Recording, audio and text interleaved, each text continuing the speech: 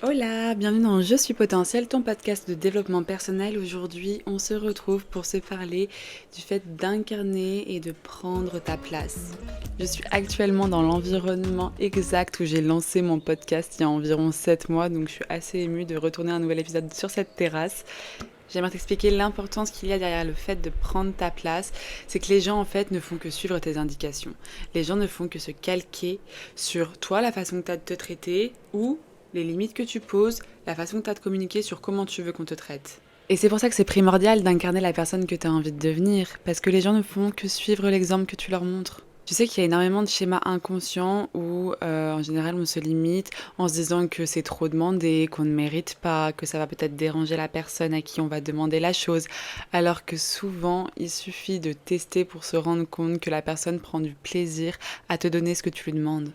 Si tu veux recevoir de la part des autres, il faut que tu sois dans une position où tu es en mesure de recevoir, une position où tu es prêt à accueillir. Si tu restes fermé, tu ne pourras pas recevoir. Si tu es ouvert dans ta manière de communiquer tes envies, tes besoins, tu facilites les choses pour les autres, d'y répondre. J'ai pu observer avec mes coachés qu'il y a une tendance à se placer en victime et du coup à appréhender les confrontations avec les autres, souvent dans le milieu professionnel. Mais c'est parce que toi-même, tu te places comme victime que tu ne laisses pas d'autres possibilités à l'autre de se placer soit en sauveur, soit en bourreau. Ce qui explique donc Karpman avec le triangle de Karpman, où du coup, en fait, si tu es dans un des angles, tu ne laisses pas le choix aux autres de se positionner dans un autre angle. Donc, quand il y a une victime, il y a un bourreau et il y a un sauveur. Alors que quand tu es dans une relation d'égal à égal, il n'y a plus de victime, de bourreau et de sauveur. Évidemment, cette position de victime dans laquelle tu peux te mettre de temps en temps, c'est peut-être dû à tes croyances. Par exemple, si tu as une croyance que les personnes qui sont plus âgées que toi ont plus souvent raison, une certaine autorité, ont plus de valeur, tu vas alors te placer en enfant. C'est aussi un terme qu'on utilise dans l'étude des relations en développement personnel, donc les relations parents-enfants. À partir du moment où tu t'infantilises, tu donnes toute la place à quelqu'un de devenir ton parent. Donc tant que tu penseras que par exemple inconsciemment, potentiellement. Peut-être que tu penses, que tu crois que l'argent définit la valeur d'une personne. Peut-être que tu crois que le poste, la hiérarchie définit la valeur d'une personne. Et plus ta façon d'attribuer la valeur va être biaisée, donc en fonction de tes croyances, ce sera potentiellement facile pour toi de te placer comme une petite chose fragile. Je t'encourage à garder en tête le fait qu'on est tous humains et que personne n'a plus de valeur, on est tous égaux. Demain, s'il y a l'ado rebelle du village qui vient de cracher dessus, puis après il y a Georges Clooney qui vient de cracher dessus. Quelle est la différence? Tu t'es fait cracher dessus. Après, c'est simplement la valeur que tu attribues à ces deux personnes qui va creuser la douleur que tu ressens à ce moment-là. Et d'où l'importance d'être bien au fait sur toi, ta propre valeur, et de ne pas laisser les autres, selon toi, la valeur que tu leur portes, définir ta valeur à toi. Parce que c'est clair que si tu décides d'idéaliser ta boss, dès qu'elle va te dire que tu fais quelque chose de mal, tu vas te sentir rabaissé, tu vas te sentir perdre de la valeur. Surtout si tu n'es pas déjà au point vraiment et sûr de toi concernant ta valeur, donc ton estime personnelle. De toute façon, l'estime de soi, la confiance en soi, c'est vraiment les deux grands sujets qui ressortent le plus lors des coachings parce que c'est là qu'on a tous des carences. C'est vraiment les domaines qui ont le plus d'impact, je dirais, sur toute ta vie, que ce soit pro ou personnel. Si on reprend l'exemple du crachat, oui, je suis très attachée à mon exemple très glamour, c'est pas parce qu'on t'a craché dessus que ta valeur, elle baisse. C'est la personne qui t'a craché dessus qui a baissé en valeur, pas l'inverse. Mais ça dépend de ton système de pensée. Qu'est-ce que tu décides de croire? Est-ce que c'est la façon dont les autres se comportent avec toi qui définit qui tu es? Ou est-ce que c'est la façon dont les autres se comportent qui définit leur valeur?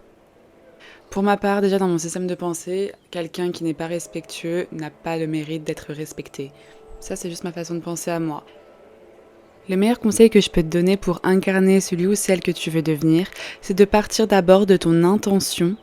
Qui c'est que tu veux être, comment tu veux réagir, pour aller justement à ton action. Donc du coup, par rapport à toi, la personne que tu veux être et que tu veux devenir, comment elle agirait cette personne, qu'est-ce qu'elle ferait. Et suite à cette action, tu vas ressentir un sentiment, une émotion qui va être liée à ta façon d'agir. Et c'est là que tu vas commencer à incarner la personne que tu veux devenir. Le meilleur conseil que je peux te donner pour incarner la personne que tu veux devenir, c'est de commencer par te poser sur ton intention, qui c'est que tu veux devenir, pour ensuite en faire découler tes actions, donc agir en fonction de qui tu veux devenir. Et à ce moment-là, tu vas récolter donc les émotions les sensations qui sont liées au fait d'incarner, d'agir comme cette personne que tu veux être. Donc n'aie pas peur d'agir et de demander, de prendre ta place en fonction de quelle place tu veux avoir dans ce monde. C'est des petites choses toutes bêtes. Par exemple, moi je vais monter dans le bus, je vais me rendre compte que les places à l'avant ne sont pas prises. Je parle des bus que tu réserves, genre Flixbus, où tu as une place attitrée. Là, je me rends compte que la meilleure place est disponible. Pourquoi j'irai pas l'occuper? Je demande au chauffeur, excusez-moi monsieur, est-ce que je peux m'y installer? Là, je le vois qu'il hésite parce qu'il me dit, normalement, c'est des places qui sont payantes, enfin beaucoup plus chères, quoi, que le prix que j'ai payé à la base. Et après, il me dit, oui, bah, c'est bon, vous pouvez venir. Parce qu'au final, il a décidé que lui, ça ne lui coûterait rien et que moi, ça me ferait plaisir si il me laissait aller à l'avant. Au final, je me retrouve avec une place de queen. Bon, on s'emballe pas, je suis dans un bus, hein, mais c'est pour te montrer que là, je me retrouve à avoir la meilleure place du bus, alors que j'ai pas payé plus que les autres, mais parce que moi je décide que je veux toujours me mettre le mieux possible et que pour ça je n'ai pas peur d'oser demander à prendre cette place de celle qui se met le mieux possible. S'il m'avait dit non, il n'y a pas de souci, enfin, qui ne tente rien à rien, c'est pas grave quoi, je peux m'asseoir à l'arrière. Mais au moins j'ai incarné à travers mes actions celle que je veux devenir et du coup je suis cette personne. Comme je passe mon temps à incarner cette personne-là, je le suis à terme. Tout vient de la construction que tu décides de donner à ta personne. Donc si t'as l'impression de te faire persécuter, d'avoir toujours pas de chance, d'être la personne qui galère à côté des autres, c'est peut-être parce que toi, tu mets pas en place des actions qui te donnent le droit d'être cette personne qui prend sa place et qui est respectée. Le fait d'oser, de gagner en estime de soi et en confiance en soi, c'est vraiment des thématiques sur lesquelles je travaille énormément en coaching. C'est quelque chose qui t'intéresse, je t'invite à m'envoyer un message sur Instagram. L'épisode de podcast touche à sa fin, j'espère qu'il t'a plu. Si c'est le cas, fais-le-moi savoir si ça t'a aidé, que ça pourrait aider quelqu'un de ton entourage. N'hésite pas à le partager. Il y a les mouettes qui vous disent au revoir aussi. N'hésite pas à le partager, à laisser un like, un commentaire. Ça me ferait vraiment plaisir de savoir ce que t'as pensé de cet épisode et de me laisser un petit coup d'encouragement. C'est ce qui me donne mon énergie pour pouvoir continuer ce podcast. Je te fais des gros bisous et je te dis à bientôt.